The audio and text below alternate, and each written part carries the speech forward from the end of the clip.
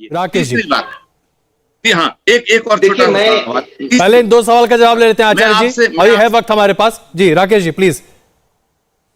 देखिए, मैं एक बात कहना चाहता हूं प्रमोद कृष्णन जी, यह सवाल किसी को लाभ पहुंचाने हानि पहुंचाने की नहीं है, एक सैद्धांतिक सहमति की है।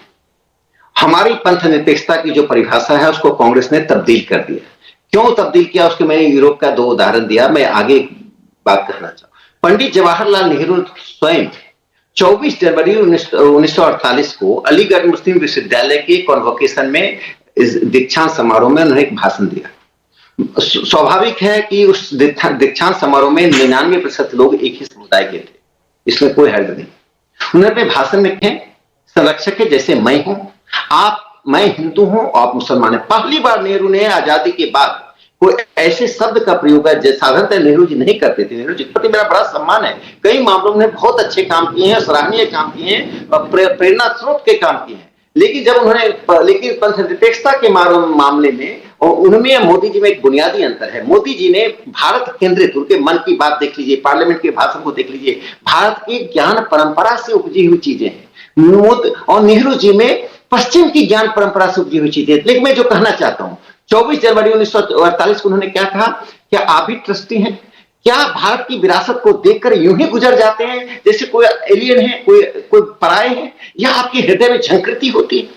यह जो सवाल नेहरू जी ने क्यों उठाया था, यह जो सवाल 48 में उठाया था, उस अनुभव से उठाया था जब 1946-45 में नेहरू जी एक मास कांटेक्ट प्रोग्राम लेकर निकले। उनको विश्वास था कि उनकी पंथ निरपेक्षता से मुसलमान प्रभावित थे, वो लोकप्रिय है। सारे लोगों ने विरोध किया कि आप मत निकालिए, आपके कार्यक्रम विफल हो जाएंगे। नेहरू जी को भरोसा था, निकले। क्या हुआ? अंत में उन्हें विफलता हाथ लगी, मुस्लिम मास कांटेक्ट प्रोग्राम फेल कर गया। और एक बात बताना चाहता हूं, कांग्रेस की कितनी घातक राजनीति रही है। अब्दुल गफ्फार खान, सीमांत गांधी भारत में रहना चाहते थे, कहे मुझे भेड़ियों के मुंह में मत दे लो। किसने उनको बाध्य कर दिया पाकिस्तान जाने के लिए? क्यों जीवन भर जेल में सड़ते रहे, निर्वासित जीवन जीते रहे? कांग्रेस की पूरी राजनीति आजादी से पहले से इस देश में सत्ता की राजनीति रही है। नेहरू की उसी राजनीति को लेकर राहुल गांधी विकृत रूप में चल रहे हैं। जब कभी कोट के ऊपर जनेऊ पहनते हैं, केरल में जाकर कुछ और बोलते हैं, दिल्ली आकर कुछ और बोलते हैं। उनमें हिंदू धर्म की जो बुनियाद है उसकी बोध नहीं है। यदि बुनियाद का जिस दिन बोध हो जाएगा उस दिन राहुल गांधी वही होंगे। मैं चाहता हूं प्रमोद कृष्णन जी की भूमिका बढ़े।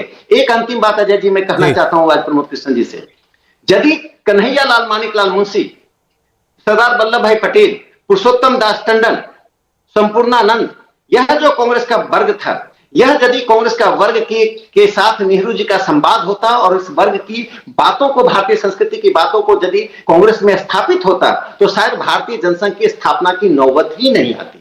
एक और महत्वपूर्ण मुद्दा है, क्योंकि वक्त कम हो रहा है इसलिए मुझे इसको आपके सामने अभी उठाना पड़ रहा है। स्थापना की नौबत ही नहीं आती। राकेश जी, एक और मुद्दा है जो कि इसी मंच पर इस पर चर्चा हुई। पी चिदंबरम साहब ने इसी मंच का इस्तेमाल करते हुए कहा कि सत्य तो यह है कि 6 दिसंबर 1992 को जो हुआ वो निहायत ही गलत था। एक ऐसा हादसा जिसने संविधान को छित विछित कर दिया। सुप्रीम कोर्ट के तमाम आदेशों को अनदेखा किया गया। 2 समुदाय के बीच में वैमनस्य की स्थिति पैदा कर दी गई। एक ऐसा गलत जिसे मैं 100 बार कहूंगा कि गलत था, अयोध्या का विध्वंस। ये उनकी टिप्पणी। एक बात मैं इसका उत्तर देता हूं जी, इसका मैं उत्तर देता हूं।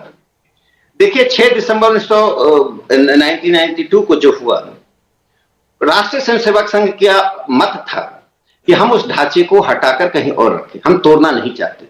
लेकिन यदि वो टूटा है तो हमें कोई शर्म नहीं है, कोई खेद नहीं है, क्योंकि हम भारत के मुसलमानों से जोड़ते नहीं है, हम उसे आक्रमणकारी मुसलमानों से जोड़ते हैं। हर मस्जिद मुसलमान का नहीं होता है। जो आक्रमणकारी है, कोई जामा मस्जिद पर भी हमला करेगा तो हम भारतीय होने के नाते जामा मस्जिद की रक्षा करेंगे, क्योंकि जामा मस्जिद भारत का मंदिर है, भारत का मस्जिद है।